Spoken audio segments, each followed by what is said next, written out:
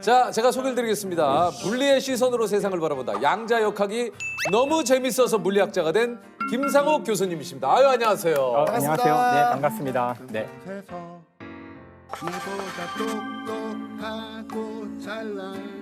소개 직접 해주시죠. 지금 경희대학교 물리학과에서 학생들을 가르치고 있는 다정한 물리학자 김상욱입니다. 최근에 아까 얘기 들었습니다. 이제 맥주 광고를 찍으셨어요. 그죠? 지렛대의 원리를 극대화할 수 있는 물리값을 계산한 끝에 리얼 사운드를 극대화시키는 최적의 길이를 찾아냈습니다. 대표님. 그 저기 병따개가 교수님이 개발하신 겁니까? 네, 그럴 리가 있겠어요? 아니에요? 아니에요. 아니 근데 마치 광고에는 교수님이 개발한 것처럼 아니 광고 처음이었어요? 광고는 대본대로 하는 거잖아. 와, 나 교수님이 개발한 줄 알았어요. 아니에요. 사실 그 따개를 가지고 이제 저희 학과 교수들하고 제가 이제 막 따주면서 네. 재밌게 술을 마신 적이 있는데. 근데요. 자, 보십시오. 하나, 둘. 오! 좋아. 그 생각보다 많은 사실을 알게 됐어요. 뭐예요? 일단 그 병이 있잖아요. 맥주병의 그 위에 뚜껑. 병마개. 그거 보면 이렇게 모양이 이렇게 왕관 모양으로 돼 있거든요. 그렇죠. 그것도 굉장히 많이 고민 끝에 만들어진 거예요. 1892년 특허가 나왔던 건데 그 전까지는 이 병이 언제나 뚜껑을 막아도 이게 금방 막 새 나가는 거예요. 어떻게 하면 이거를 꽉 잡아주고 딸 때 쉽게 딸 수 있을까? 그래서 21개의 돌기가 있을 때가 가장 최적으로 딱 잡아줄 때. 아, 그게 21개예요? 그러니까 처음에는 특허 낼 때는 24개로 했었는데 이제 하다 보니 이게 너무 꽉 쥐어지는 거야. 그래서 이게 하다 보면은 막 병이 막 부러지고 그랬대요. 뿐만 아니라 이게 반드시 3의 배수가 돼야 돼요. 이제 안정한 구조가 되려면 다리가 2개면은 넘어지잖아.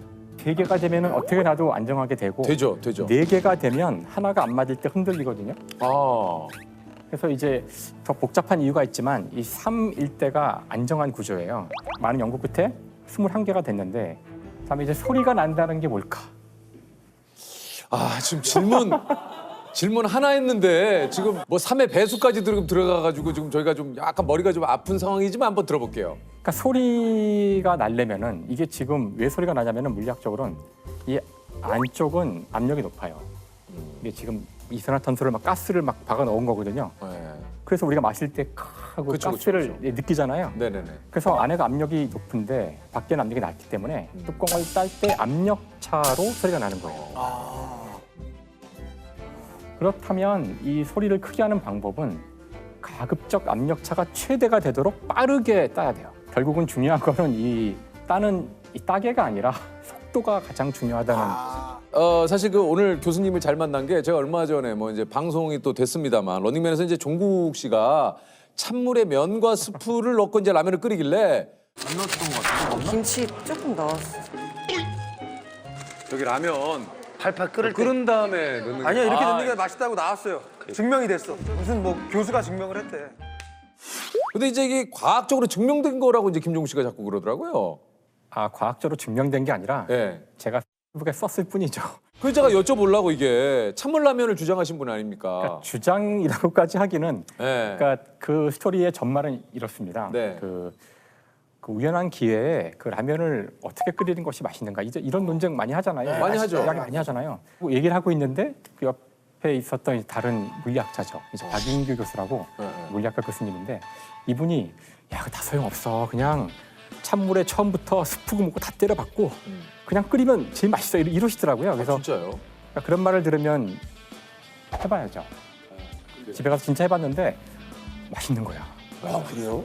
저도 먹어봤는데 나쁘지 않더라고요. 사실은 이게 그 과학적으로 엄밀한 얘기는 아니에요. 라면이 맛있다는 거를 과학적으로 어떻게 이거를 측정할 수 있을지 알 수 없잖아요. 그러니까 첫 번째로 과학자들이 이럴 때 해야 될 일은 라면이 맛있다는 것은 무엇을 의미하는지부터 정의해야 돼요. 복잡하네. 그렇죠. 입에 넣어보면 아는 거 아닙니까? 맛있다는 게 무엇인가. 입에 넣어보면 아는 거 아니에요? 맛있다라는 거. 그러니까 그거를 모두가 인정하려면 객관적인 어떤 정량적 지표가 필요한 거죠. 그러니까 그게 필요.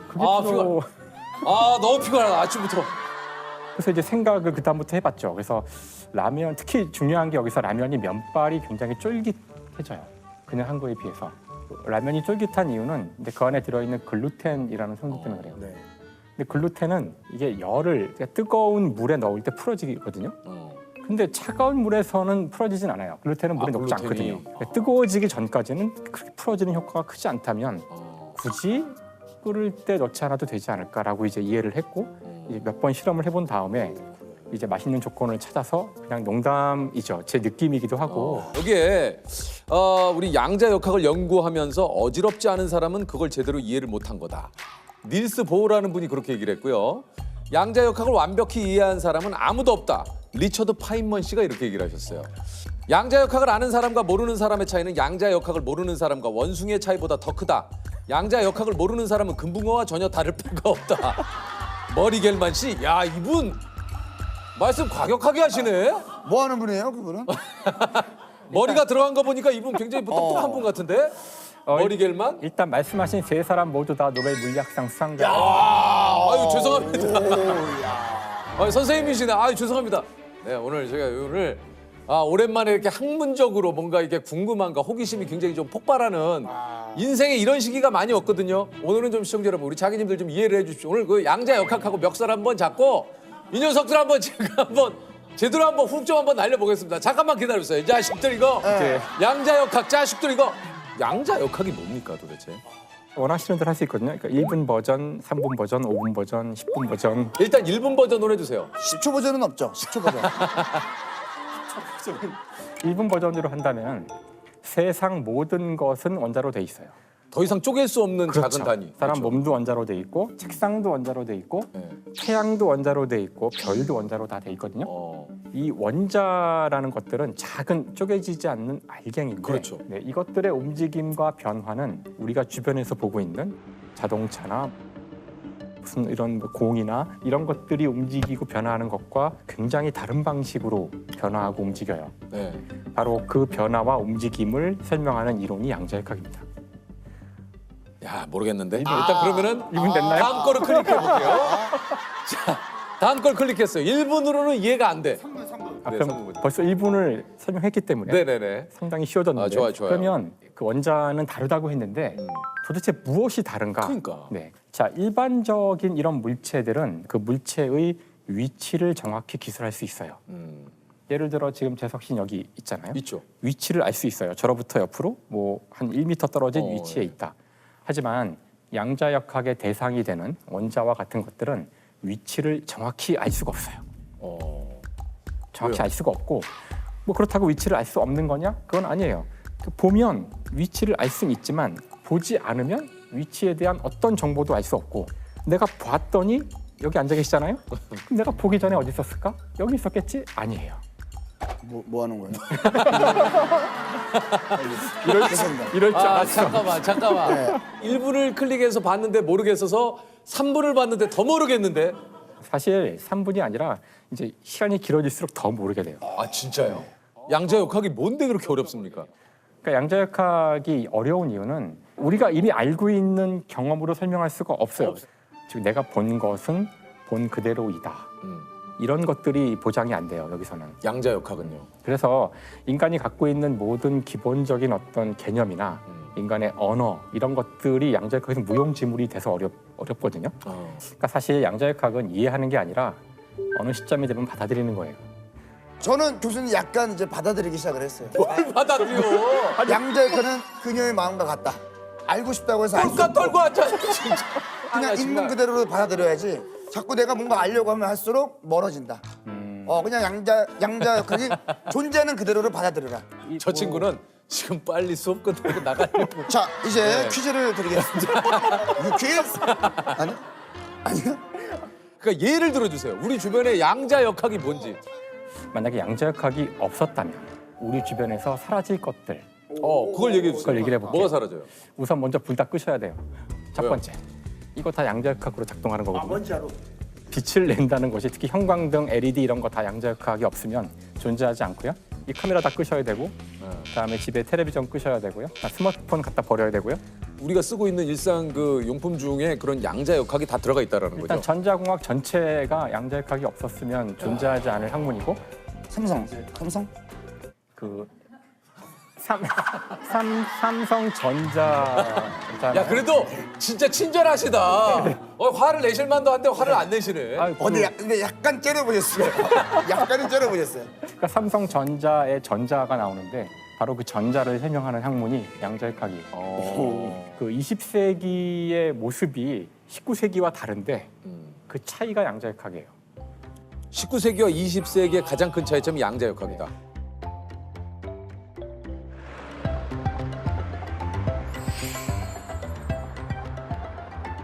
물은 사실 그 생명의 물질이에요. 어.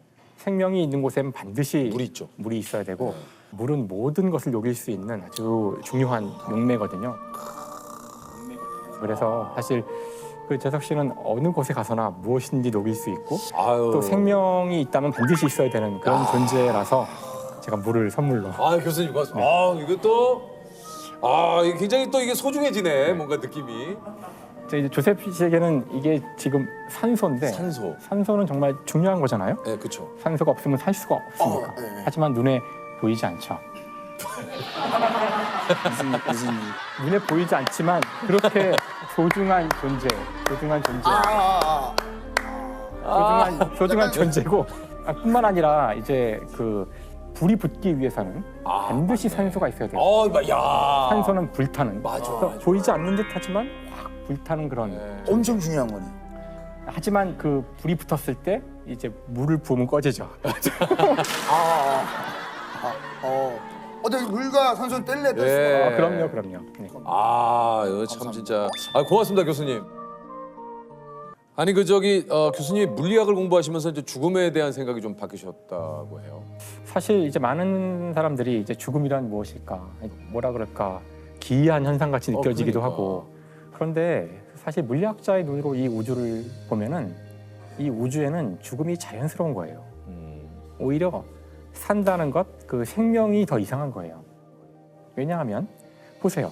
우리 주변에 대부분 다 죽어 있어요. 땅바닥 죽어 있죠. 자동차도 죽어 있죠. 네. 지구의 이 돌과 땅과 바닷물 이런 거 다 죽어 있어요. 사실 지구 바깥에서 생명체를 본 적이 없어요. 즉, 이 우주는 죽음으로 충만하고 죽음이 가장 자연스러운 우주의 상태인 것 같아요. 자, 그렇다면은 모든 것은 원자로 돼 있다고 했으니까 원자들은 대부분의 시간을 죽은 상태에 있어요. 그러다가 갑자기 이유는 모르지만 모여서 이렇게 살아있는 상태가 돼요. 생명이라는 정말 이상한 상태로 잠깐 머물다가 죽음이라는 가장 자연스러운 상태로 돌아가는 거죠. 그래서 이제 이런 사실을 깨닫고 나면은 내가 살아있다는 이 찰나의 순간이 정말 소중하다는 것을 알게 돼요. 그 죽음을 직면한 사람 앞에서는 큰 도움이 되질 않아서 그 좀 도움이 되는 말을 해드리자면은 원자는 영원 불멸해요. 지금 모여서 내 몸을 이루고 있지만 내가 죽으면 다시 뿔뿔이 흩어져서 나무가 될 수도 있고 가벼운 원자는 지구를 떠날 수도 있어요. 그러면 다른 어떤 별에 가서 별의 일부가 될 수도 있고 이렇게 우리는 원자의 형태로는 영생할 수 있거든요.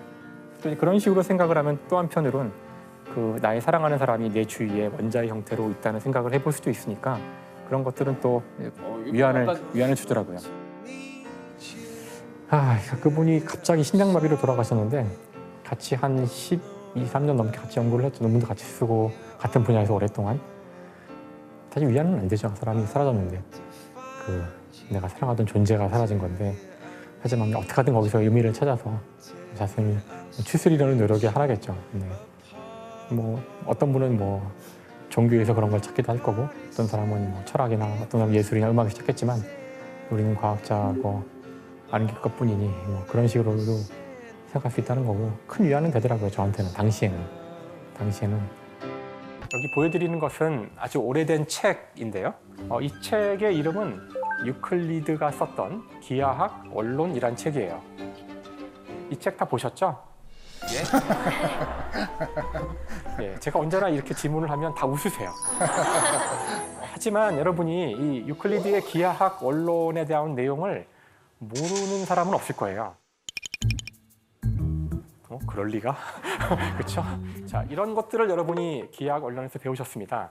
삼각형의 합동 조건, 이등변 삼각형, 정삼각형, 원에 내접하는 삼각형 어디선가 들어본 얘기들 같죠? 이 책의 마지막에 나오는 것은 피타고라스의 정리를 증명하는 겁니다. 아주 아름다운 파트죠. 그래서 여러분들은 지금 우리나라 현재 교육 과정에서는 중학교 2학년 때 이걸 배우기 때문에 수학 시간에, 무려 수학 시간에 이걸 여러분이 모르면 졸업을 할 수가 없어요. 이 책은 내용도 중요하지만 이 책이 쓰여진 방식이 굉장히 중요합니다. 우선 처음에 정의가 나와요. 정의. 정의란 것은 이름을 주는 거죠. 예를 들어서 김재우는 무엇이다, 누구다 이렇게 이름을 주는 거예요. 왜 김재우지?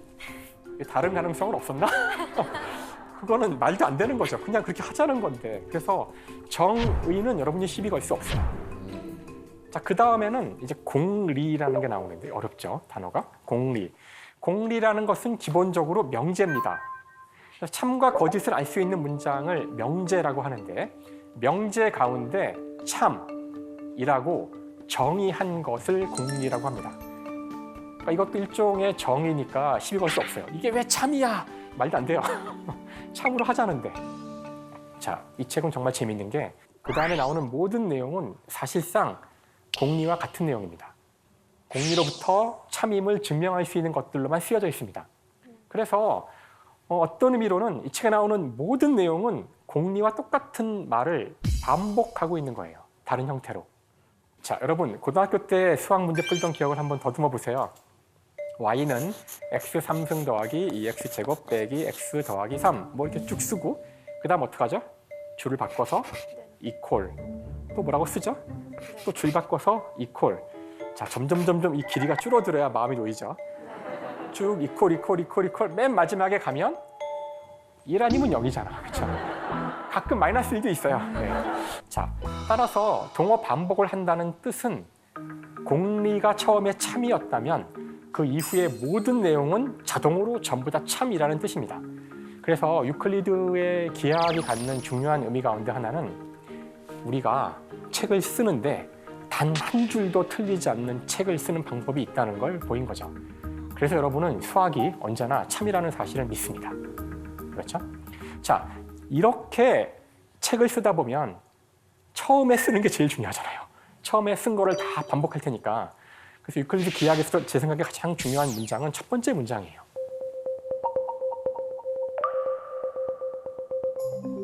점은 부분이 없는 것이다.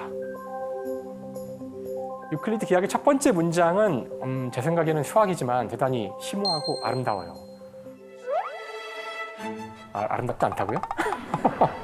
물론 이제 유클리드를 만난 적이 없으니까 상상해 볼 뿐이지만 이 문장을 처음 봤을 때 얼마나 유클리드가 고민했을지 이렇게 느껴지더라고요. 왜냐하면은 점을 정의해야 되는데 점은 크기가 없거든요. 크기가 없다는 게 무슨 말이죠? 크기가 없는데 어떻게 존재하죠? 자, 부분이 없다. 사실 부분이 없다는 저 문장은 지금도 물리학자들이 사용합니다. 이 우주의 모든 것의 근원은 17개 기본 입자라고 알려져 있는데 그 기본 입자들의 특성은 쪼개어지지 않는다는 겁니다. 쪼개어지지 않는다. 쿼크, 전자, 광자 이런 건 더 이상 쪼개지지 않아요. 왜 안 쪼개질까? 왜냐하면 쪼개어질 부분이 없기 때문이죠. 그래서 저 문장이야말로 공간상에 존재하는 어떤 것의 근원을 이야기할 때 쓰이는 문장이죠. 상당히 심오한 문장이에요. 자, 이제 우리는 수학에 대한 가장 기본적인 이야기를 조금 해봤는데요. 수학에서도 역시 불멸의 업적을 남깁니다. 그래서 사실 저는 데카르트를 위대한 수학자라고 봐도 괜찮다고 생각하는 사람이에요. 그 데카르트가 수학에 중요한 기여를 하는 데에는 재밌는 일화가 하나 있어요. 군 생활을 할 때 막사에 누워서 뒹굴뒹굴 하고 있는데 그 막사 위에 천정에 파리가 한 마리 왱 날아다니고 있었대요. 이런 경험이 있으신지 모르겠지만 그런 상황이 되면 의외로 파리에 몰입하게 됩니다. 파리가 어디로 이동할까 하다가 한동안 가만히 있으면 가만히 쳐다보기도 하고 파리가 막 기도도 하잖아요. 파리의 많은 습성을 알게 되는데 파리의 위치를 기술하는 방법 같은 게 있지 않을까? 계속 파리의 어떤 공간적 움직임을 보다가 불현듯 뭔가 깨닫게 된 거죠. 그래서 다 같이 한번 그 아름다운 데카르트의 수학적 결과물을 같이 보겠습니다. 자, 보여주세요.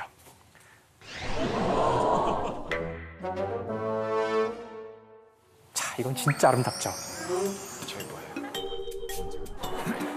왜 이렇게 술렁거리는 느낌이죠? 좌표계.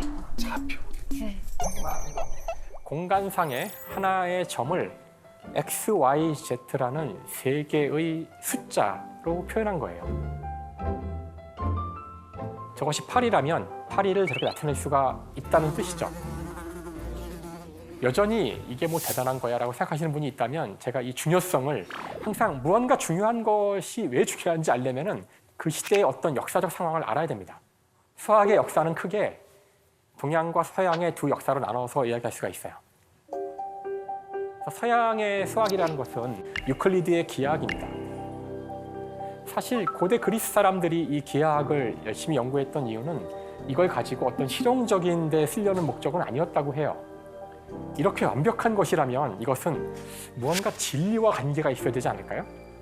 즉, 서양에서 무언가 완벽하다, 무언가 진리다 이런 것들이 있다면 그건 언제나 이런 기하학적 도형과 대응이 돼야 합니다.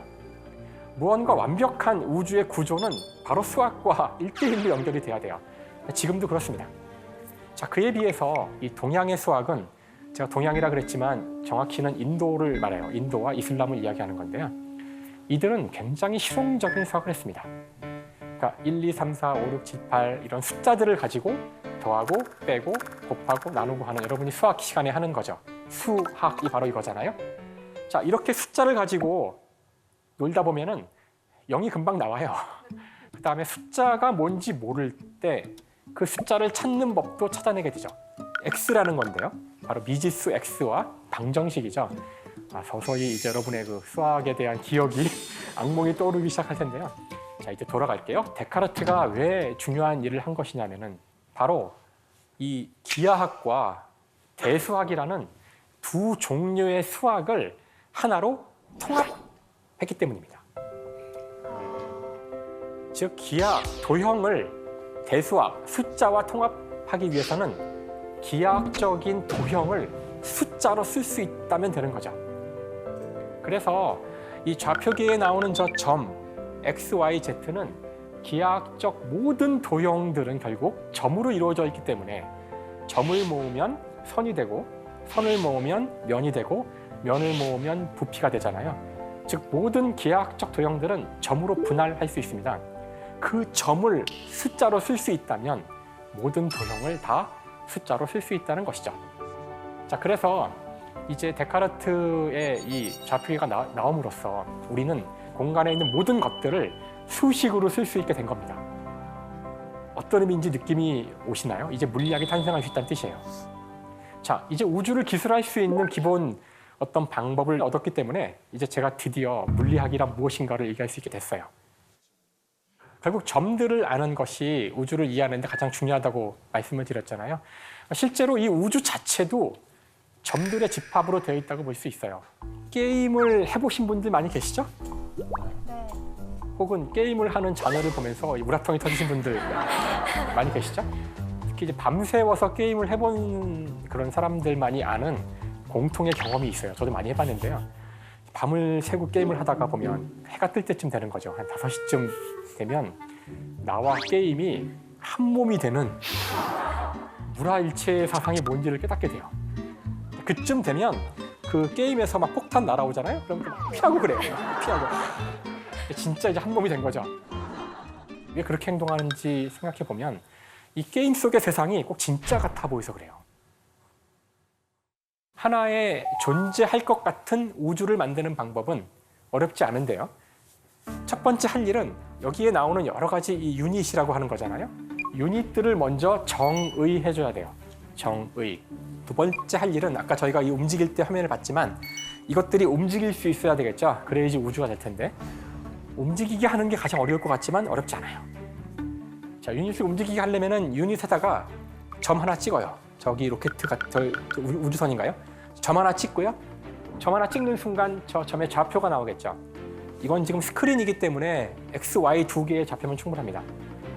두 개의 좌표란 얘기는 X의 어떤 숫자, Y의 어떤 숫자, 두 개의 숫자란 뜻이에요. 그 숫자가 바뀌면 움직이는 겁니다. 자, 이와 같이 유닛이 있고 그것들의 좌표를 숫자로 쓸 수 있다면 하나의 우주를 만들 수 있다는 것이 실제 세상에 적용됐을 때도 마찬가지인데요. 자, 여러분들은 실제로 존재하는 세상에 살고 계시죠? 여러분 진짜 존재하시죠? 네. 너무 자신 있게 말씀하시는데요.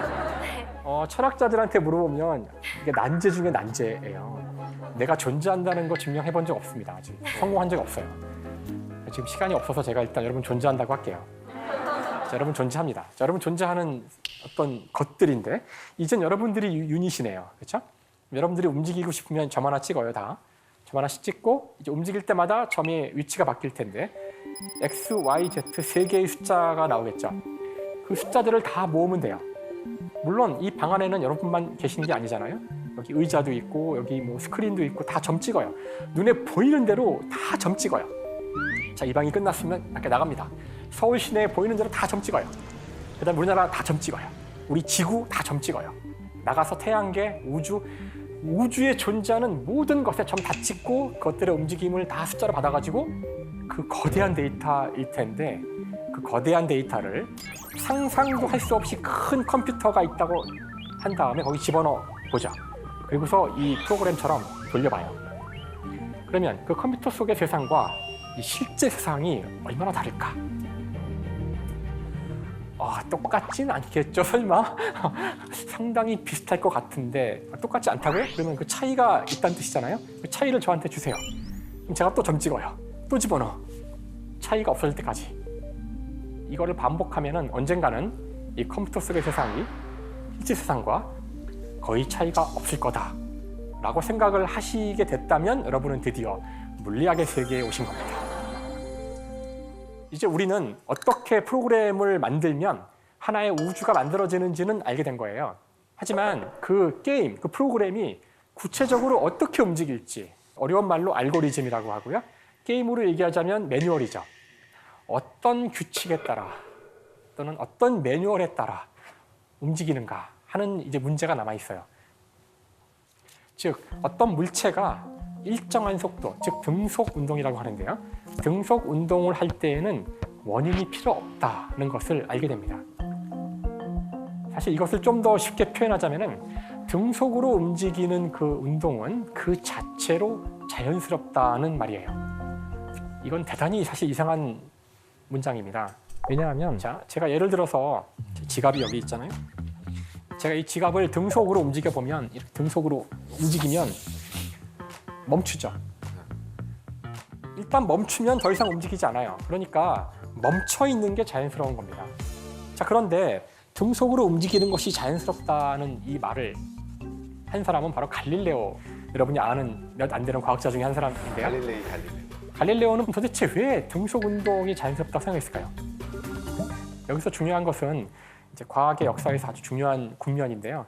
어떤 우주의 본질, 우주만이 아니라 여러분이 어떤 중요한 문제의 핵심을 알고 싶을 때에는 쓸데없는 것들을 먼저 없애야 한다는 거예요. 쓸데없는 것. 자, 제가 우주에서 가장 자연스러운 운동이 뭔지를 알고 싶은데 여기 지금 쓸데없는 게 너무 많아요. 일단 이 스튜디오 쓸데없잖아요. 이게 왜 필요하죠? 다 드러내야죠. 사실 좀 더 스케일이 크게 얘기하자면 지금 지구가 쓸데없어요. 지구 정도는 없애버려야죠. 지금 우주에서 가장 자연스러운 운동 얘기하는데 지구 아니면 태양계 정도는 싹 밀어버리고 빈 공간이 나왔죠? 그 빈 공간에서 이거를 살짝 밀어보면 어떻게 움직일까? 그때 이 물체는 등속으로 움직일 겁니다. 그래서 우주 공간에서 저렇게 움직이기 시작한 우주인은 결코 멈출 수 없어요. 무슨 짓을 해도 멈출 수가 없어요. 멈출 수 있는 방법은 오로지 그 자신의 몸의 일부를 잘라서 던지는 수밖에 없어요. 그러니까 점이 하나기 때문에 지금 그렇거든요. 점을 두 개로 만드는 것이 유일한 방법인데요. 그래서 우리가 우주에서 가장 자연스러운 운동의 본질을 보지 못한 것은 이 다른 쓸데없는 것들, 이제 어려운 말로 마찰력이라고 하는데요. 이런 것 때문에 그렇다. 이제 이로써 이제 물리학의 가장 중요한 법칙이 나온 겁니다. 등속으로 움직이는 것은 자연스러운 운동이다.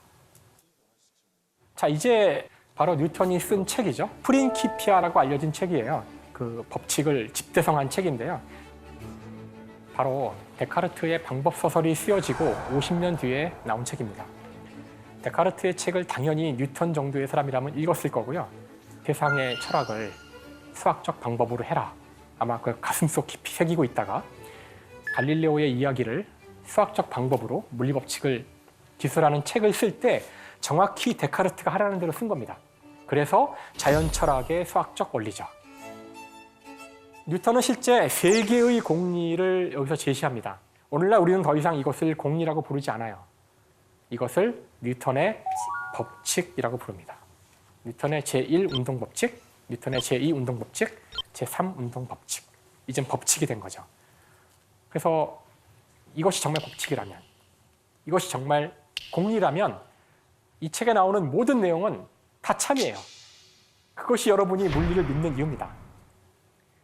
물체의 위치를, 미래의 위치를 여러분이 숫자로 정확히 알 수 있어요. 왜냐하면 이 책이 수학적 방법으로 쓰였기 때문입니다. 여러분은 이제 왜 물리학자들이 수학으로 하는지를 아시게 된 거예요. 어떤 학문 분야가 수학으로 되어 있다는 뜻은 그 학문 분야는 틀리지 않는 미래에 대한 예측을 할 수 있는 방법을 얻었다는 뜻입니다. 드디어 인류가 고대 그리스 이래 우주를 이해하고 싶었는데 그걸 이해할 수 있는 가장 성공적인 이론을 만든 겁니다. 그래서 저는 물리학은 가장 성공적인 철학이라고 이야기해요. 그래서 이것이 바로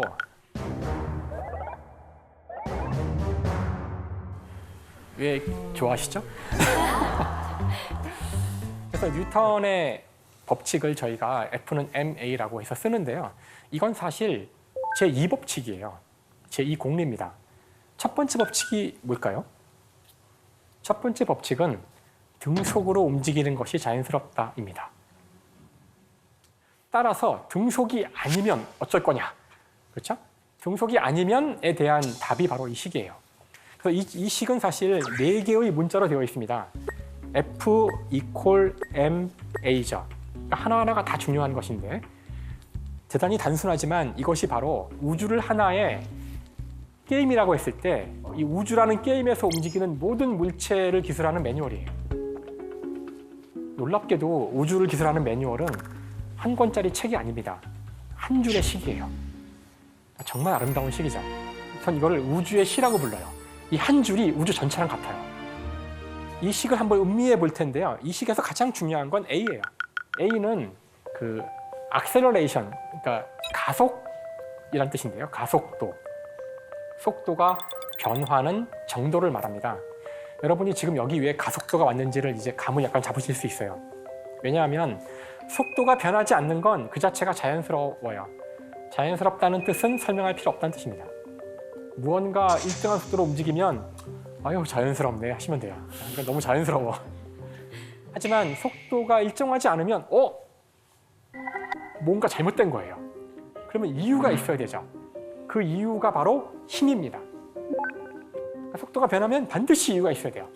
즉 갈릴레오가 이야기한 일정한 속도로 움직이는 것은 자연스럽다. 일정하지 않으면 어쩔 거야. 어떻게 되냐면 힘이 있어야 돼. 또는 그걸 힘이라고 부르자 하는 거죠. 자, 그러면 사실 남은 시간 동안은 제가 이 F는 ma를 자꾸 여러 가지 형태로 음미해 보면서 진행하려고 하는데요. 우선 여기서 이야기를 안 할 수 없는 사람은 바로 갈릴레오일 거예요. 이 법칙을 만드는 데 가장 중요한 기여를 했고 법칙을 찾았지만 식으로 쓰지 못했거든요. 식으로 쓴 사람은 뉴턴이죠. 수학을 만든 사람은. 갈릴레오가 했다는 유명한 실험이죠. 바로 피사의 사탑에서 두 개의 물체를 떨어뜨렸을 때 두 물체가 이제 동시에 떨어진다. 뭐 이런 이야기를 남긴 유명한 이제 실험이라서 여기 피사에 가보신 분들은 아시겠지만 거의 정말 난리입니다. 난리.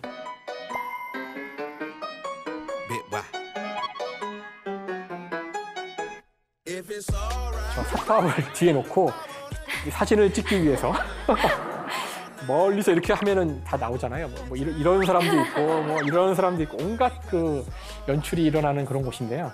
이 실험을 한 것은 뭐 기록에 남아 있는데 이걸 해가지고서 뭐 정말 결과를 얻었는지는 확실하진 않아요.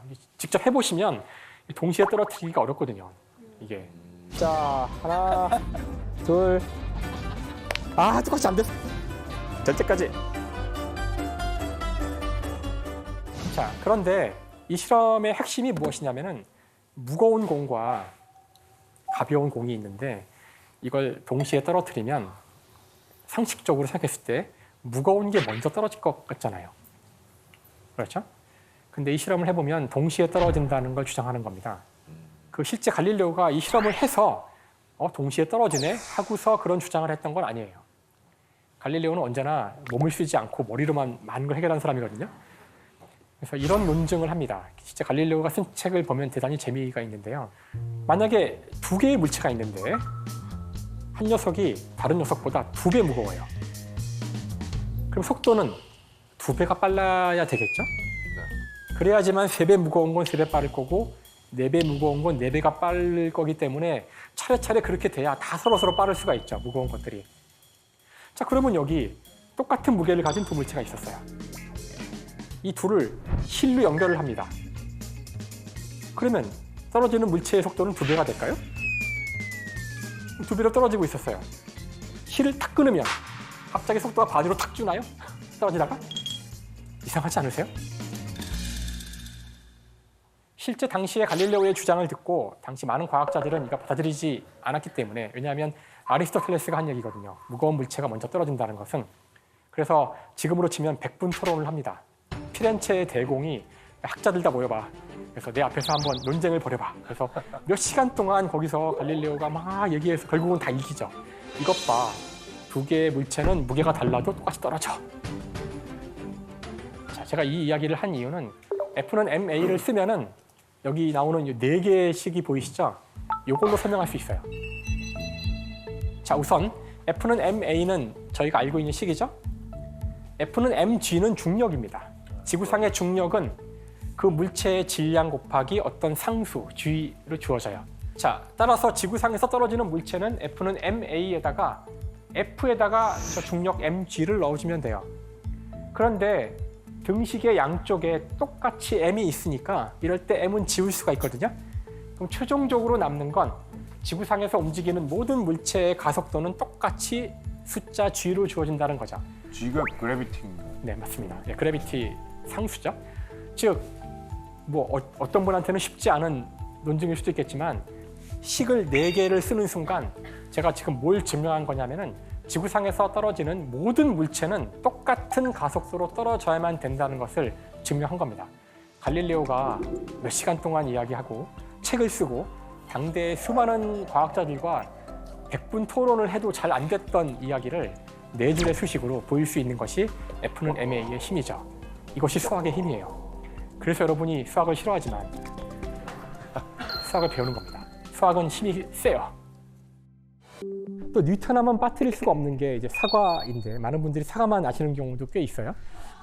떨어지는 사과를 보고 중력의 어떤 본질을 깨달았다. 이런 얘기인데 뉴턴의 사과 이야기에서 사실 우리가 간과한 것이 뭐냐면은 바로 이 그림처럼 사과가 중요한 게 아니라 달이 중요한 겁니다. 그러니까 뉴턴의 원래 질문은 이거예요. 사과는 떨어지는데 달은 왜 안 떨어질까? 혹시 이거 답하실 수 있는 분 계신가요? 이거 고등학교 때 배우거든요. 달이 왜 안 떨어질까? 사실 이 정도의 질문은 이미 옛날 사람들 했어요.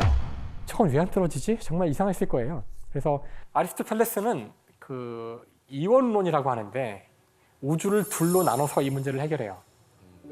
우리가 사는 이 지상의 세계와 저 하늘의 천상의 세계는 다르다는 전제를 하는 거예요. 그래서 이 지상의 물질들은 4원소로 되어 있지만 천상의 물체는 제5원소인 에테르로 되어 있고 지상에서는 그 운동의 원인이 있어야 되고 운동이 자연스러운 곳으로 가야 되고 이런 말을 했잖아요. 하지만 천상의 물체는 그런 구애를 받지 않아요. 천상의 물질은 천상이니까 물체 자체도 완벽함이 있어야 돼요. 고대 그리스의 완벽함이란 완벽한 수학적 도형이란 뜻이에요. 달은 완벽한 구형이고 태양도 완벽한 구형이고 이들의 움직임은 완벽한 원을 따라 움직이는 시작도 없고 끝도 없는 영원한 운동을 한다는 거죠. 달은 천상의 물체라서 그런 운동을 하는 거예요. 그러니까 안 떨어져. 사과는 지상의 물체니까 땅으로 떨어지지. 이거 나쁘지 않잖아요? 그렇죠? 괜찮은 설명이에요, 사실은. 괜찮은 설명이에요. 하지만 지동설로 가게 되면은 굉장히 많은 문제가 생깁니다. 당시로서는 지구가 중심에 있고 그 주위를 수많은 별들이 돌고 있는 천동설을 믿었기 때문이죠. 실제로 지동설을 우리가 맞다고 생각한다면 지구는 태양 주위를 돌고 있고 태양이 우주의 중심이 돼요. 그러면 왜 사과는 태양으로 안 떨어지죠? 오, 이상하죠? 좋아, 그럼 지구도 태양 주위를 돌고 있고 화성도 태양 주위를 돌고 있잖아요. 그럼 화성에서는 물체를 떨어뜨리면 어디로 갈까? 태양으로 떨어지나? 지구로 떨어지나? 화성으로 떨어지나? 화성에서 화성으로 떨어진다고? 사실 당시에 지동설을 받아들이지 못했던 수많은 이유 중에 과학적 이유 중에 하나가 바로 이겁니다. 세상의 중심을 바꿨을 때 떨어져야 되는 곳이 어딘지가 확실하지가 않아요. 이 중심의 문제, 물체가 어디로 떨어지는지 문제 때문에 이제 웃지 못할 일들이 이제 일어나는데요. 1902년 영화입니다. 이 영화의 주제는 달나라로 가는 영화입니다. 이 영화를 좀 보고서 우리 이 중력에 대한 이야기를 이어가겠습니다.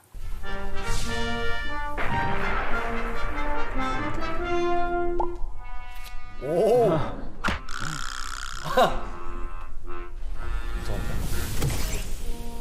보컬이다 엄청.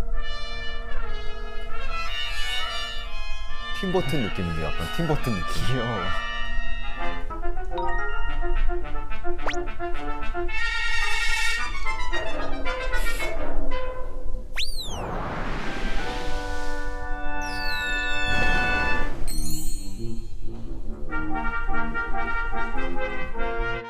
자, 여기 과학적으로 좀 말이 안 되는 게 하나 있어요. 혹시 찾아내셨나요? 우주선이 떨어지는 거? 달에서 그냥 중력에 의해서 뚝 떨어졌잖아. 그렇죠. 영화에서 보시면 포탄에 다시 타죠. 그리고서 뛰어내려요. 이렇게 떨어지니까 지구로 첨벙 떨어지죠. 이게 뭐냐면은 달로 갈 때는 팡 써가지고 갔고요. 돌아올 때는 뛰어내린다는 거예요. 그러니까 아까 제가 이제 중심에 대한 이야기를 할 때 얼마나 사람들이 이 중심 문제를 쉽게 생각하는지를 알 수 있죠. 실제 답은 뭐죠? 답은 달을 벗어나려면 또 거기서도 뭔가 로켓을 띄워야 되죠. 근데 이제 이 지구에만 있는 사람들은 하늘에 있으니까 갈 때는 쏘고 올 때는 뛰어내리고. 그래서 이 중심 문제, 중력 문제가 생각보다 쉽진 않아요. 자, 어쨌든 뉴턴이 살던 시대에 이미 그 달은 왜 안 떨어지는지에 대한 이론이 있었어요. 달에 가기 전까지는 그 이론을 반박하기가 어려울 텐데 뉴턴은 왜 이 문제를 고민을 많이 했었냐면은 바로 이 그림 때문에 그렇습니다. 달에 간 것은 아니지만 달을 보고 그림을 그린 거죠. 이 그림을 그린 사람은 또 그분이에요. 갈릴레오. 갈릴레오는 망원경을 만들어서 하늘을 관측한 최초의 과학자입니다. 그래서 많은 것들을 발견하게 되는데요. 달을 보자 여기 보신 것처럼 울퉁불퉁한 표면이 보이잖아요.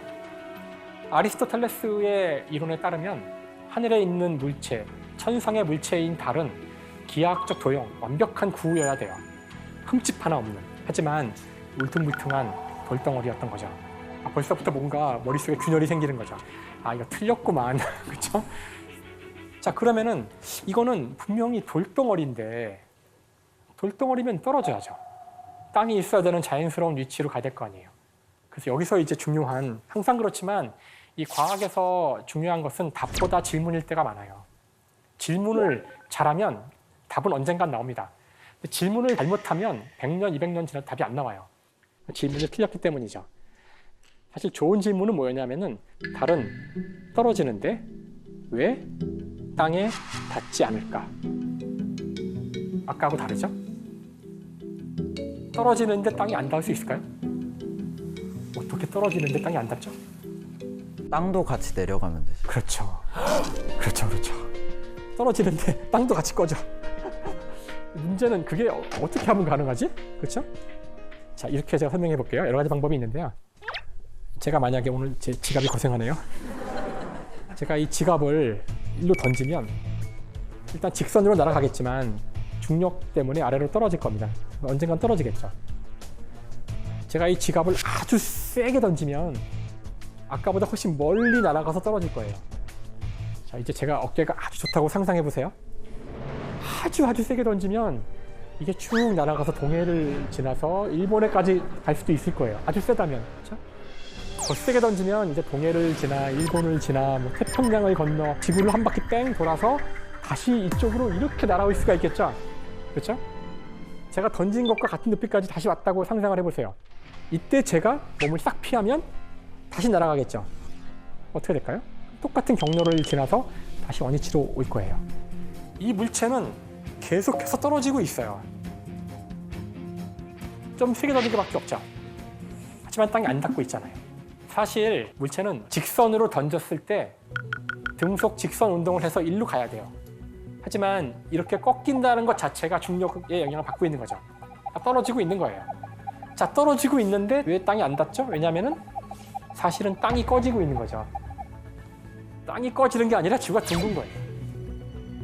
지구가 둥글어서 그만큼 떨어진 만큼 계속 땅에 안 닿는 만큼 간격을 항상 유지하고 있는 거죠. 저는 이거 처음 깨달았을 때 막 전율이 막 와, 이렇게 멋있는 답을. 그렇잖아요. 서양의 위대한 철학자들이 제5원소로 돼 있다고 얘기하고 지상과 천상, 저기는 신들이 사는 세상이라 안 떨어진다고 했는데 뉴턴은 그게 아니라 사과하고 똑같은데 떨어지고 있는 거야. 하지만 땅에 안 닿는 조건이라서 안 떨어지는 거야.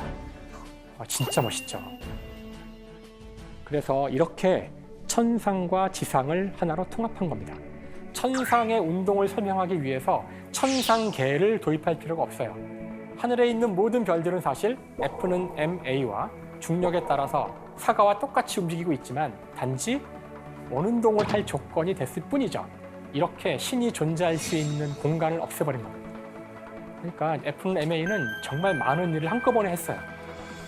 자, 그럼 이제 F는 ma가 갖고 있는 또 하나의 이제 수학적 측면을 보여드릴 텐데 여기에도 심오한 어떤 그 철학적 의미가 있어요.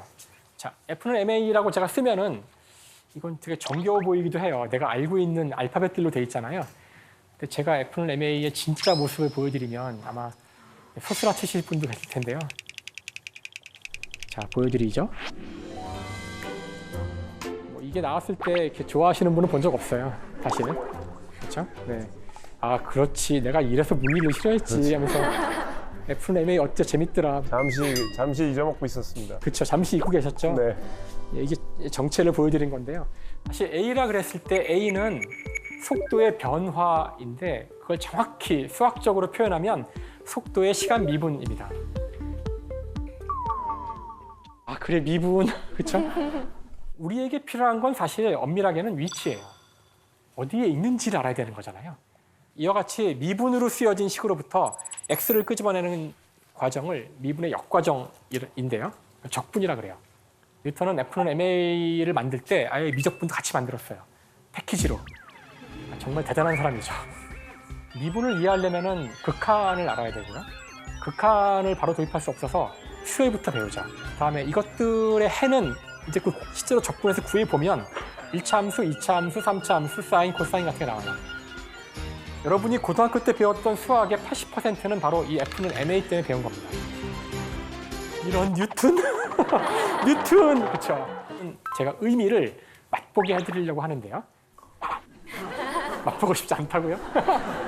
자, 보여주세요. 뭐야 저게? 근데 물리학자가 나온 이상 수식이 안 나올 수는 없어요. 이게 우리 언어인데 어떻게 하겠어요? 그래서 사실은 그 A를 제가 가속도라고 했을 때 이렇게 쓰는 겁니다. 근데 이 식을 가지고는 우리가 F는 MA의 철학적 의미를 알기가 어려워서 이 식을 한번 변형한 건데요. 바로 이 식이 뭘 뜻하냐면은 0초일 때의 속도를 알면 1초일 때를 알게 된다는 뜻이죠.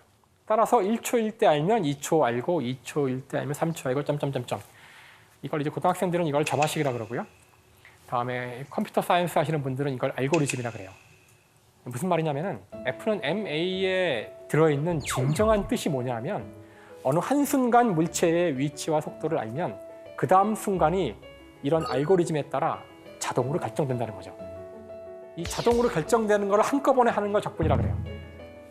바로 우주를 기술하는 우주의 모든 점들이 움직이는 그런 알고리즘이 F는 MA인데 F는 MA가 지금 보여드린 것처럼 어느 순간의 위치와 속도가 그 다음 순간의 위치와 속도를 정해주는 식으로 되어 있다는 뜻은 우주는 저 규칙에 따라 자동 작동하는 더 이상 누군가의 개입이 필요하지 않은 자동 작동 기계란 뜻이에요. 하지만 이제 20세기가 되면 이 뉴턴의 생각이 틀렸다는 사실을 알게 돼요.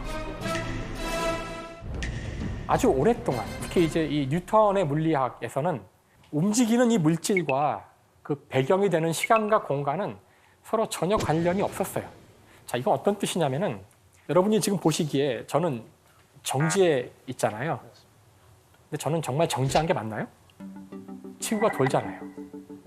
그러니까 지구 밖에 있는 누군가가 저를 본다면 지구의 자전 속도로 돌 텐데, 근데 저는 왜 정지해 있다고 생각하시죠? 그래서 뉴턴은 프린키피압에서 인류 역사상 최초의 말을 하는 건데요. 나는 지금부터 이 책에서 시간과 공간에 대한 말을 계속 할 텐데 이것들은 완벽한 절대적인 시간과 공간이다. 지구의 움직임과 무관한 수학과 같은 절대적 시간과 공간. 하지만 20세기에 들어서서 이제 물리학자들이 새로운 사실을 알게 되는데 물질이 시간과 공간에 영향을 준다는 사실을 알게 돼요. 과연 누구일지 우리 모두가 알고 있는 과학자, 바로 아인슈타인이죠. 아인슈타인은 1905년에 특수상대성 이론이라는 이론을 만들게 되는데요. 이것이 그 논문이 나온 곳이죠. 사실 아인슈타인은 이 시기에 특허청에서 일을 하고 있었어요. 좀 이상하죠? 그렇게 위대한 물리학자면 대학에 있어야 되는 거 아니야? 연구소에 그러네요. 있어야 하는 거 아닌가? 그렇죠. 근데 아인슈타인은 이때 특허청에서 그것도 말단 기사로 그나마 그 자리도 친구의 도움으로 간신히 얻은 거예요.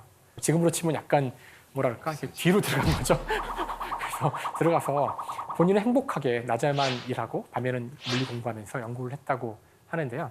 이 당시에 그 아인슈타인이 어떤 문제를 고민하고 있었냐면은 시간을 재는 문제를 고민하고 있었어요. 그게 왜 중요한 문제일까? 그게 왜냐하면은 아인슈타인이 살고 있었던 그 19세기인데요. 어떤 문화적 그 변화가 일어나냐면은 철도가 놓입니다. 전국에.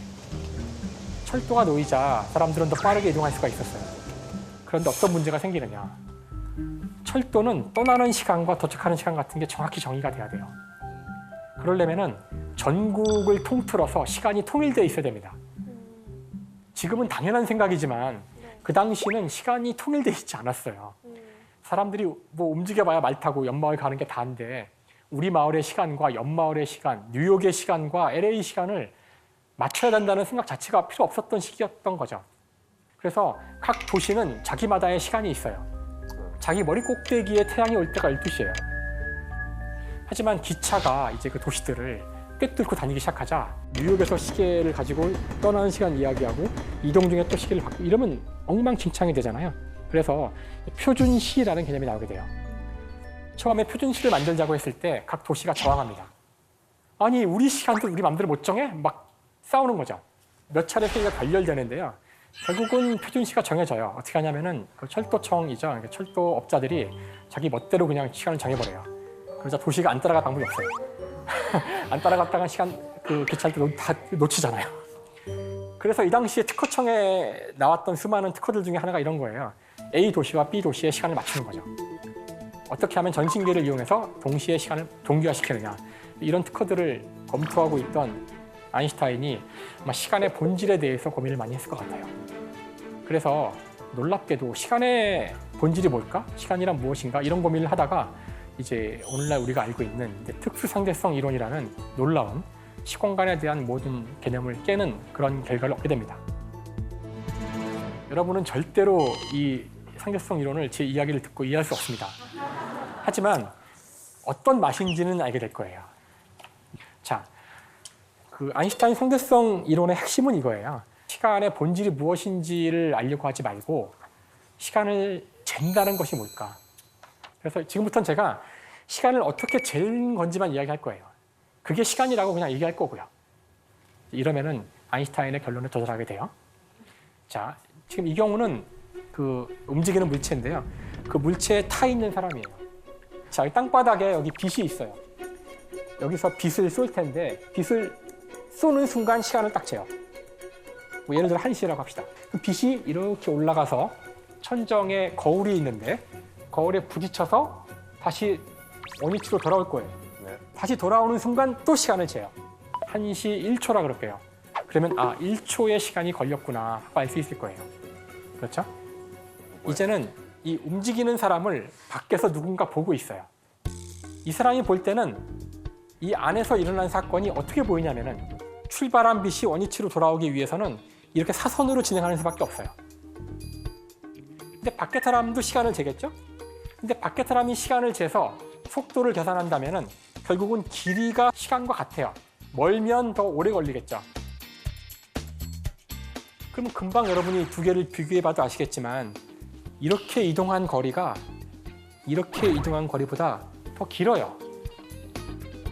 즉, 안에서 시간을 잰 것과 밖에서 시간을 잰 것은 서로 시간의 길이가 다르게 나올 수밖에 없다는 뜻입니다. 그래서 안에 탄 사람은 1초라고 하는데 밖에 사람은 2초라고 할 거란 얘기죠. 그럼 누가 맞을까? 이럴 때 아인슈타인은 둘 다 맞다. 그래서 상대성 이론이에요. 둘 다 맞아요. 왜요? 다쳐요 이제. 제가 이것이 현재 우리 생활에 쓰이는 부분이 있기 때문에 그 예를 들어드리려고 해요. 바로 GPS죠.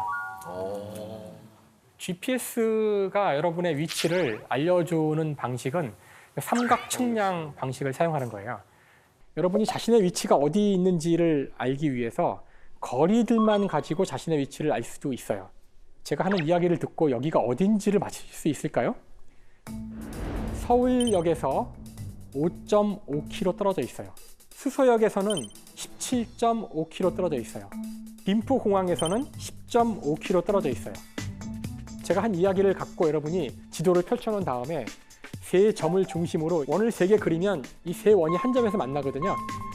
그러면은 위치를 알 수 있죠.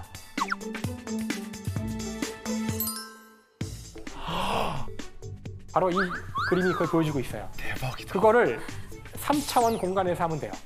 그러니까 인공위성을 띄워놓고 이 각각에서 거리를 알 수만 있으면, 자동차가 거리만 알면 이 정보를 활용해서 자신의 위치를 딱 잡아낼 수가 있죠. 자, 그런데 여기에 어떻게 상대성 이론이 들어오느냐. 왜 들어오냐면은 실제로 이런 것들이 움직이고 있거든요. 움직이고 있으면 시간이 다르게 간다며. 실제 움직이는 물체는 시간이 좀 느리게 가요. 그러면 지금 우리가 시간을 서로 이야기해서 거리를 재고 있으니까 시간이 조금 잘못될 수 있다는 뜻이에요. 그래봤자 조금일 텐데요. 그렇죠? 저걸 무시하면은 10m 이내로 측정할 수 없어요. 여러분의 위치를 10m 이내로 알기 위해서는 상대성 이론에 의한 보정을 해줘야 돼요. 실제 하고 있어요. 여러분 내비게이터 하고 있습니다. 내비게이터가 더 똑똑하죠, 우리보다. 그렇죠? 상대성 이론을 알고 있어요. 사실 그 자신의 위치를 정확히 아는 것은 여러분이 운전할 때만 중요한 것이 아니라 그 전쟁에서도 굉장히 중요해요. 아까도 그 좌표를 알 때 미사일 쏘는 것도 그렇지만 자신의 위치를 정확히 아는 것 또는 적의 위치를 정확히 아는 것 굉장히 중요한데요. 적의 위치를 정확히 알고자 하는 노력이 뭐 역사에서 많이 있었지만 이것이야말로 극적인 변화를 주었던 것인데요. 이거는 그 라디오파를 사용해서 2차 세계대전 때 영국이 독일 그 전투기 또는 폭격기들이 영국을 침공하러 올 때 위치를 정확히 파악했던 시스템입니다. 바로 레이더죠, 레이더. 레이더라는 시스템이에요. 이 존재를 몰랐던 독일군은 이상하게 호위 전투기가 돌아간 직후에 영국군이 확 나타나요. 처음에는 재수가 되게 없구나. 근데 그 이후에 줄곧 이런 일이 벌어지면서 영국 폭격 작전이 실패를 하게 돼요. 이때 성공을 했으면 결국 영국도 독일에 침공받았을지 모릅니다. 그러면 세계 역사는 다르게 움직였겠죠. 이 당시 또 하나 중요했던 그 전투 중에 하나가 대서양 전투예요. 영국은 섬나라니까 영국은 외부에서 물자를 갖고 오지 않으면 살 수가 없는 나라예요.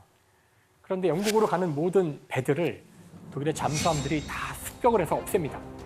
그게 나중에는 그 영국으로 오는 물자의 거의 반이 물에 가라앉을 만큼, 영국이 살아가기가 힘들 만큼의 상황이 돼요. 그래서 잠수함을 탐지를 해야 되는데 너무 힘든 거예요. 핵심은 저걸 작게 만들어서 비행기에 탑재할 수만 있으면, 이 정도면 지금 미터급에 해당하는 라디오파를 사용하는 거고요. 저걸 작게 만들면 마이크로파라 그래요. 그래서 마이크로파로 작동하는 레이더를 만들어서 비행기에 탑재하고요. 조이고 유보트는 전멸합니다. 이때부터 전세가 뒤집히죠. 이제 이 이후 대서양은 이제 영국과 미국의 바다가 되고요. 곧 영국에 수많은 물자를 보내서 이제 멸망의 상륙작전이라고.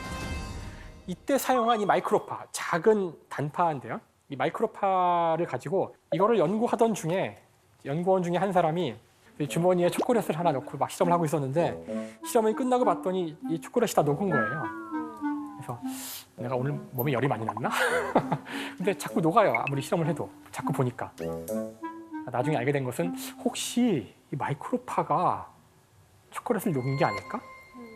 그래서 그걸 이제 연구를 하다 보니 마이크로웨이브 오븐, 전자레인지가 되는 거죠. 우리 미래를 바꿀 인간 이 주제를 듣고 고민이 많으셨다고 들었어요. 일단 여기서 미래는 과연 어떤 미래인가를 생각을 하다가 네. 그러니까 미래의 변화가 이제 올 거라고 자꾸 생각하고 그걸 알고 싶어하는 이유는 현재의 변화를 추동하고 있는 것이 다 과학기술이거든요. 네. 그렇다면 지금 우리가 겪고 있는 이 변화의 대부분은 산업혁명 이후의 그 과학기술의 빠른 발전 때문이거든요. 그래서 미래 얘기 나오면 무조건 과학기술. 아마 우리가 오늘 여기 갈다에 온 것도 그렇죠. 미래가 바로 이 과학과 연결되기 때문에 왔다고 저는 생각해요. 그래서 제가 다시 또 이 상황에서 그걸 주도하는 과학자나 기술자 이야기를 또 하는 것보다는 좀 생각을 다르게 해보자고 저는 과학자가 아니에요. 접근을 좀 다르게 해봤고요. 그래서 이렇게 변화가 오고 특히 그 변화가 우리한테 과연 좋은 것일지 나쁜 것일지에 대해서 의견이 분분하잖아요.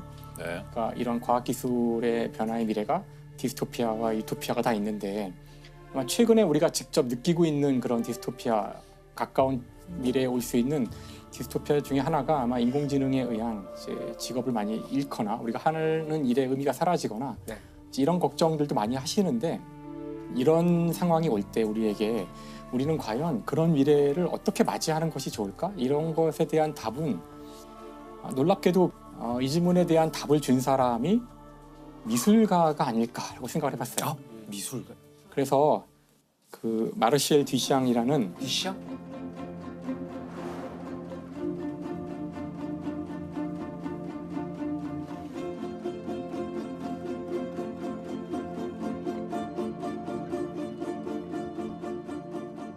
이분의 작품 가운데 가장 유명한 작품은 그 남자 소변기예요.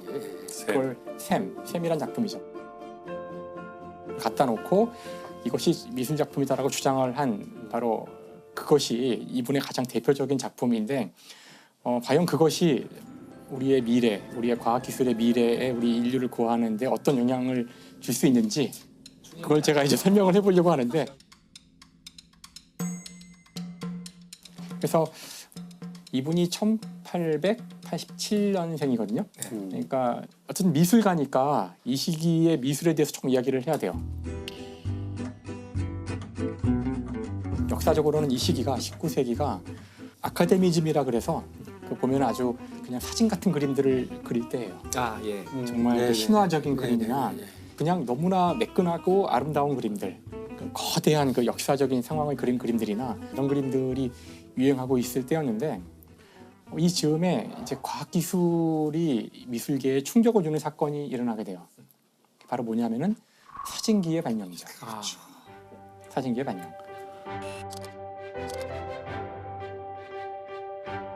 19세기 초만 해도 이게 노출을 굉장히 한참 해야 됐어요. 그러니까 필름이 문제인데 결국은 필름이 지금처럼 좋은 필름이 없었기 때문에 8시간 노출을 했다는데 많이 하셨네요. 8시간의 노출이 사람은 못 찍겠는데요. 사람 못 찍죠.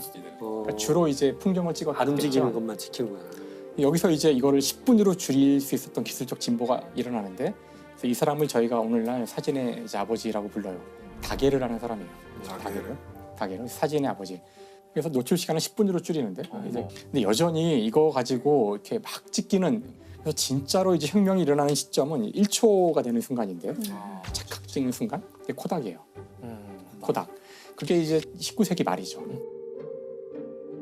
그래서 이렇게 사진기의 변화가 오자 이걸 보고 있는 화가들의 마음은 일단 사진기가 보는 새로운 세상의 모습이 화가들한테도 굉장히 충격이었던 거예요.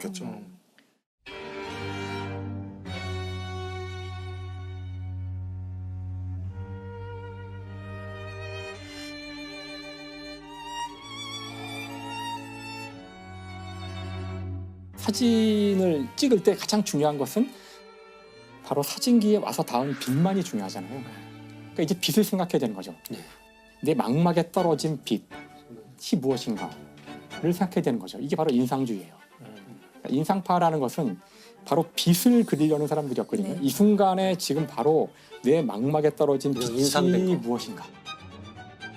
그러니까 이게 이제 그 미술을 바꾸는 거죠. 아 선생님 오늘 얘기 재밌어요.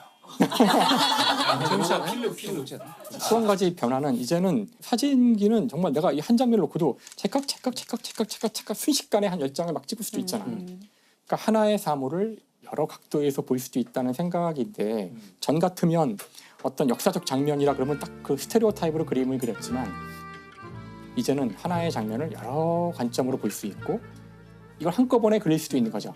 이게 바로 입체파예요. 입체파의 피카소의 그림은 그 아비뇽의 처녀들은 그렇죠. 그 각도가 다양한. 처녀들을 다시점이라고. 다시점에서 본 거를 한꺼번에 그렸기 때문에 괴상하게 되거든요. 그러니까 이런 변화가 막 미술에 물밀듯이 들어오는데 사실 더 중요한 질문에 대해서는 사람들이 답을 하고 있지 않았어요. 그게 뭐냐면은 아까 말씀하신 거죠. 화가들보다 기계가 더 잘 그릴 때 우리는 무엇을 해야 하나. 그렇죠. 일단은 지금 사진기를 보면서 새롭게 알게 된 세상에 대한 이해를 그림에 그리고 있으나 모두가 마음 한켠이 불안한 거죠. 마치 인공지능을 보면서 인공지능이 글을 쓰잖아요. 그걸 보면서 작가들이 느낄 어떤 감정? 그 화가들은 그때 이미 인공지능이 개발되기 전에 지금으로부터 150년 전에 오늘날 우리가 느끼는 공포를 느낀 거예요. 그럼 과연 이것에 대한 답은 뭘까? 미술을 그만둬야 되나? 이제는 다 사진기가 그리면 되나? 그것에 대한 중요한 답을 준 사람이 저는 바로 이 마르시안 디시장이라고 생각해요. 자, 이렇게 시작되는 겁니다. 이야기가. 그렇군요. 아주 전개가 아주 물 흘러요. 그럼 이제 이 사람을 소개해야 되는데 이분은 사실 그림을 그릴 때가 이제 20세기 초반, 그러니까 1900년대 그때라서 한참 입체파가 막 뜰 때예요. 그래서 이제 초반에 이제 이 디샹도 입체파를 그려야겠다. 나도. 근데 그때 그렸던 그림이 바로 이 그림이에요. 계단을 내려오는 누드죠. 역시 우리 RM은 벌써 이름을 바로 계단을 내려. 왜냐면 18년에 국현에서 전시를 했었어요. 맞아요. 저도 이 봤었어요. 시리즈 중에 그 하나가 왔어서 제가 봤던 기억이. 맞아요. 물론 입체파 그림이라고 했지만 이게 입체파도 좀 다른 게 입체파는 일단 당시 다시점을 그리는 거였는데 이거는 계단을 내려오는 사람을 이렇게 연속 사진을 착착 찍어서 붙여놓은 것 같은 느낌이죠. 그러니까 약간 입체파긴 한데 뭔가 좀 다른 느낌이에요. 뭔가 시간이 들어가 영상을 있는. 평면으로 구현하려고 맞아요. 했던 것 맞아요. 같아요. 네. 그래서 이 작품을 출품을 하는데 입체파 화가들이 이걸 보더니 이거는 입체파가 아니야. 많이 부족한데. 뭔가 우리랑 많이 달라. 부족해. 그래서 이거를 그러니까 자를 순 없고 이렇게 압력을 가해요. 이거를 좀 처리하면 좋겠다. 그래서 뒷시장이 팡 터져가지고 이거 그림 안 걸어. 그래서 인정받지 못하고 있다가 이제 미국에 가게 되는데 미국에서 이제 아모리 쇼. 네. 그러니까 그게 미국 사람들에게 유럽의 선진 예술을 보여주는 그렇게 기획된 거예요. 무슨 박람회 같은 그런 게. 근데 지금은 미국이 중심이 됐으니까. 그렇지 뭐. 그렇죠. 초기엔 그런 거였죠. 여기에 아까 그 계단을 내려오는 누드를 출품을 했는데 유럽에서의 그 싸늘한 반응과는 달리 미국 사람들은 열광을 한 거죠.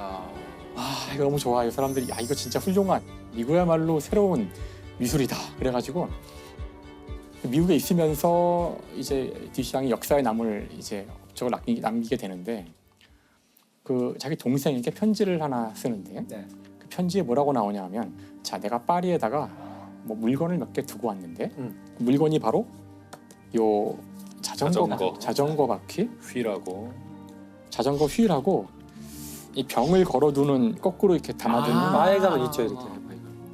이 두 개를 딱 찍으면서 동생한테 편지에다가 자 내가 이것을 지금부터 레디메이드로 만들려고 한다.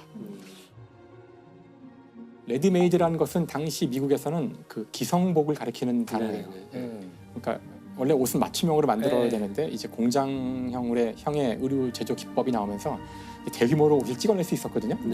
그 레디메이드라고. 그러니까 이건 대량으로 찍었다는 뜻인데 공장에서 레디메이드로 만들려고 한다. 자, 그러기 위해서 여기다가 내 이름을 서명해 주렴. 그러니까 이 사람의 이름이 마르시엘 듀샹이니까 그 이름을 써달라는 거예요.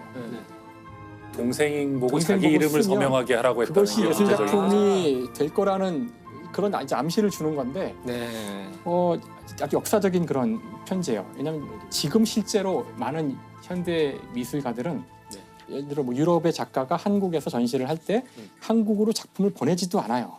많은 경우에. 그렇죠. 안 보내요? 작품 지시서를 보내는데 이렇게 만들어라고만 하죠. 그 비엔날레 규격을 같은 걸. 보내주면 그걸 보고 만들면서 계속 그 소통을 해요. 이렇게 맞나? 그래서 그 완성이 되면 그게 작품을 전시하게 되는 셈인데. 3D 프린팅이래 요즘. 그렇죠. 그때 작가가 한 것은 이 종이를 한 장 보낸 거죠. 많은 전시가 그런데요. 사실 이 듀샹의 이 행위가 바로 현대 미술의 그런 현대 미술의 시초가 된 것이죠. 근데 안타깝지만 동생의 답장이 뭐였냐면은 오빠 이거 다 치워서 없어. 아이고. 오빠 말을 듣고 가봤는데 다 버렸어. 그래서 새로운 미술이 탄생할 수 있었으나 이때 탄생 못해요. 우리는 조금 더 현대 미술의 탄생 기다려야 하는데 실제로 첫 번째로 작품을 낸 때는 1916년이었고 바로 이것 타자기 덮개거든요. 언더우드라고 타자기를 덮어두는 그 덮개인데 이거를 출품을 하게 돼요. 근데 이거를 출품을 하고도 저 출입구 옆에 그냥 갖다 놨대요. 아무 설명도 없이. 누구도 알아보지 못한 거죠. 그렇죠. 끝난 거예요, 이러고. 작품인지를 모르고. 작품인지 모르고. 지금 우리가 가끔 뭐 미술관에 가서 겪는 그런 일이죠. 이건 작품일까 아니면 그냥 갖다 놓은 의자일까 소품일까. 그렇죠. 그래서 듀샹이 이제 이건 안 되겠다. 뭔가 충격요법을 쓰지 않으면 자신의 이런 노력들이 행위들이 예술로 인정받지 못하겠구나. 그래서 이제 드디어 사고를 이제 치게 됩니다. 1917년 4월 10일인데 4월 10일부터 시작된 전시회. 그렇죠. 그때 그 전시회에다가 요 남성 화장실에 쓰이는 이 소변기를 이걸 공식적으로 출품을 해요.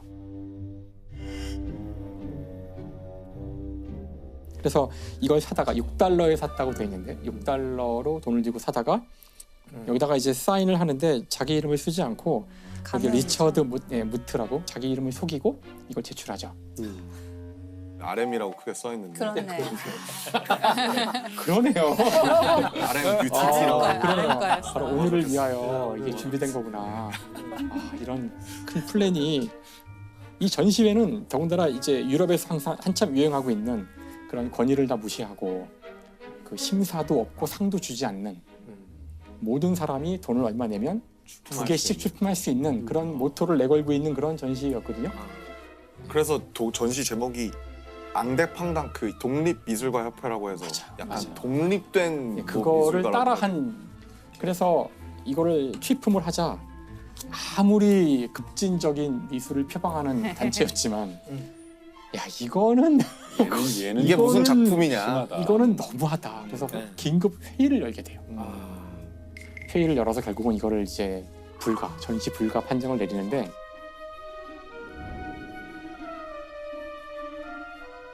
그때 이제 뭐 이유를 사유를 달아요. 뭐 사유도 제 셈은 본래의 자리에 있으면 매우 유용한 물건이겠지만 미술 전시회는 그 본래의 자리가 아니며 어떤 정의에 의해서도 그것은 예술 작품이라 할 수 없다. 정말 자신 있죠? 뭐 어떤 정의에 의해서도. 근데 그 협회에서 썼다는 게 굉장히 흥미로운데 그 모든 것은 있어야 할 자리가 있다라는 게 실은 이게 인간이 더러움과 혐오 이런 걸 할 때 그게 있어야 할 곳에 있지 않을 때 사람들이 굉장히 혐오를 느껴요. 그러니까 침이 입 안에 있으면 괜찮아요. 밖에 나오면 혐오스럽죠. 그래서 자기 몸 안에 있을 때는 소화도 시켜주고 뭐 목도 축여주고 다 좋은데 뱉거나 나오면 문제잖아요. 근데 저걸 그 위원회에서 이렇게 말했다는 것은 이거는 불쾌하다는 거예요. 그렇죠. 변기는 화장실에 있어야 되는데 미술관에 와 있는 거잖아요. 안 괜찮은 거죠. 맞아요. 혐오스러운 물건이 되는 거죠. 듀샹이 그걸 흔든 거겠네요. 그리고 실제로 프랑스 태생이라고 하셔서 프랑스의 배관 시설이 당시엔 굉장히 안 좋았는데 미국의 배관 시설은 사실 그 당시에 굉장히 1910년도 초반에는 좀 훌륭해서 거기에서 어떤 그 아름다움을 느꼈을 수도 있다라는 글을 이건 또 전혀 봤었어요. 몰랐던 일리가 있는. 그래서 사실은 또. 그 샘 작품도 원래 처음부터 다 설계하고 했다기보다는 나름 거기 그 예를 들면 그 뭐라 그러죠? 브로셔 같은데 이 변기의 아름다운 곡선과 그런 걸 위주로 감상하세요라는 나름의 가이드가 있었는데 와. 그게 논란이 되고 제명이 되고 나서 아이디어를 메이크업한 것 같다라는 그럴 수도 있죠. 추측이더라고요. 그렇다고. 그래서 일단 맨 마지막 문장이 중요한데 이것은 예술이라고 부를 수 없다. 근데 사실 이 마지막 문장 이것이 바로 듀샹이 노린 거죠. 그렇죠. 예술 작품이란 무엇인가? 당신들이 예술 작품의 정의를 안다고 이런 판단을 내렸지만 나는 이게 작품이라고 생각하는데 그럼 어떡할래? 이제 이렇게 사실 본인이 만들지조차 않고 서명만 돈 주고 사와서 서명은 한 거죠. 가명으로. 가명으로 그것도 한 거죠. 그 순간 이것이 예술품이 되었다고 주장하는 거죠.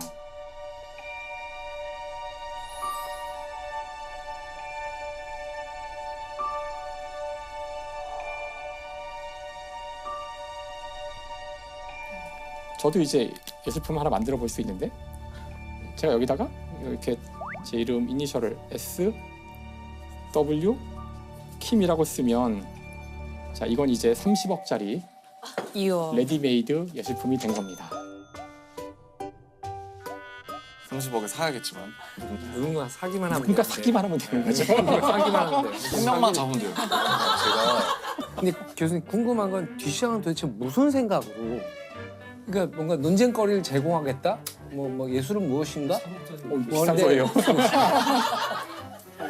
축하드립니다. 네.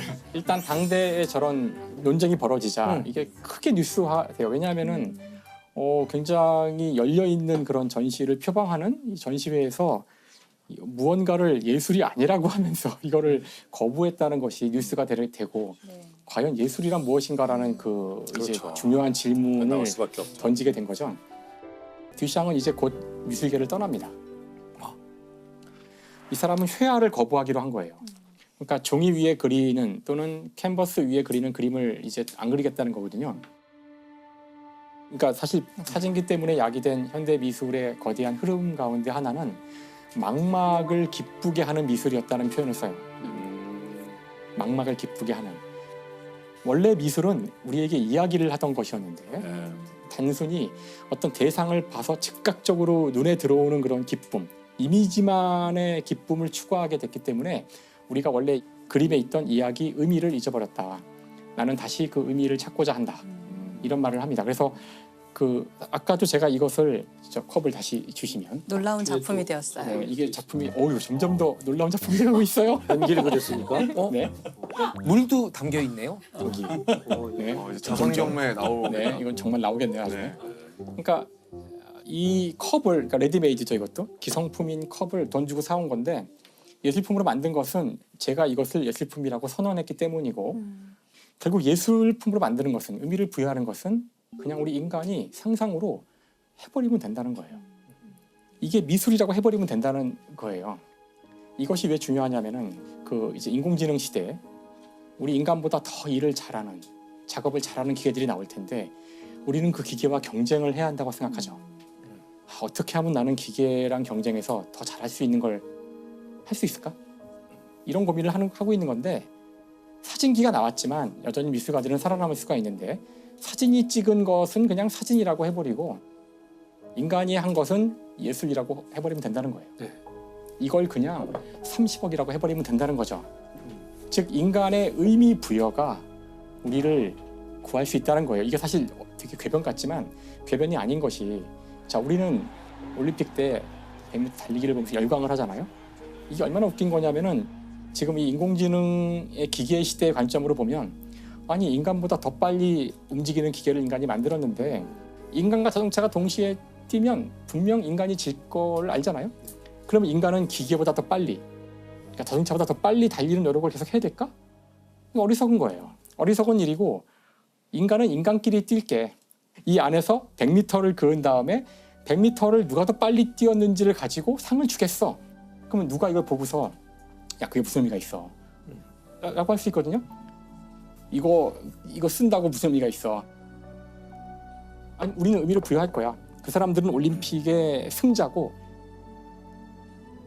우리는 그들에게 평생 연금을 줄 거고 국가의 위상을 높인 사람으로서 언론에 나올 거고 그렇게 하기로 정하면 된다는 거예요. 즉, 그 기계와 살면서 기계와 경쟁을 해야 될 시대에 우리가 살아남는 방법은 우리 인간의 상상과 인간의 의미 부여로 인간이 한 일에 더 의미를 부여함으로써 기계와 경쟁하지 않는 방법을 찾을 수가 있다는 거죠. 근데 그 우리가 인공지능과 로봇과의 경쟁을 생각하면 미래에 올 거라고 생각하잖아요. 로봇들이. 근데 이미 와 있다는 거예요. 그렇죠. 이미 와 있죠. 이미 와 있어서 이미 일자리를 많이 빼앗고 있다. 그러니까 예를 들면 우리나라는 전 세계에서 로봇 밀도가 가장 높은 나라예요.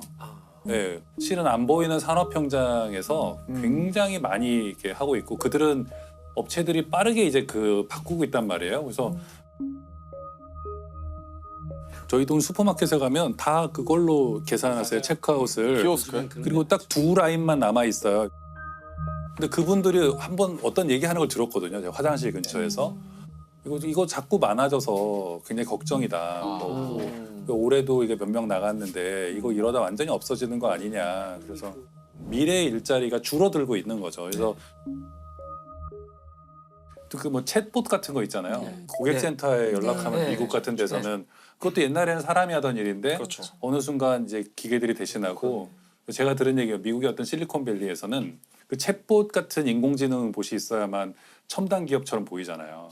그래서 스타트업 중에는 사장님이 그걸 대신하고 안녕하세요. 고객센터입니다. 일부러 굉장히 건조하고 로봇 흉내를 내는 거예요. 그래서 그거를 진짜 뉴욕타임스가 보도한 적이 있어요. 인간이 로봇을 흉내내야만 생존할 수 있는 시대가 이미 왔다. 그다음에 뭐 옛날에 볼링장 가면은요 누가 앉아서 계산해줬어요. 이렇게 점수를요? 스트라이크 막 해주는 분이 계셨어요. 이거 세운 사람도 있었어요 뒤에서. 그랬어요? 맞아요. 사람이 세웠어요? 얼마나 옛날 얘기죠 진짜요? 맞아요. 옛날 거 보면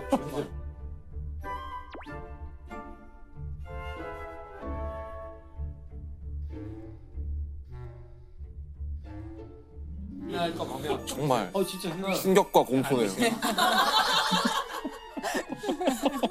근데 볼링장도 벌써 한 20년 전에 사람이 없어졌고 그런 걸 보면 과학기술의 발전이 물론 우리가 이렇게 예술에서는 그게 될 수도 있는데 그 의미 부여를 하고 근데 실제적으로 일자리가 줄어드는 것을 과연 그런 방식으로 해결할 수 있을까? 좀 그 의문이에요.